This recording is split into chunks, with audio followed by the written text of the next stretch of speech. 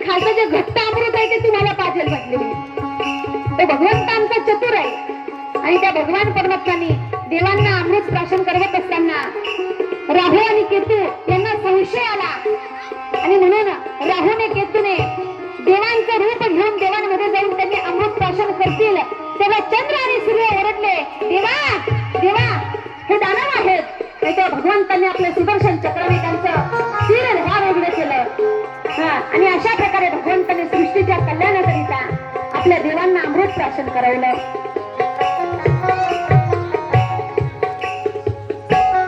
आणि अशी सुंदर झाकी देव आणि दानव आणि मोहिनी एकदा सुंदर झाकी करता आमचे नाना महाराज असतील त्यांच्यावर करता एकदा जोरदार टाळी होऊ.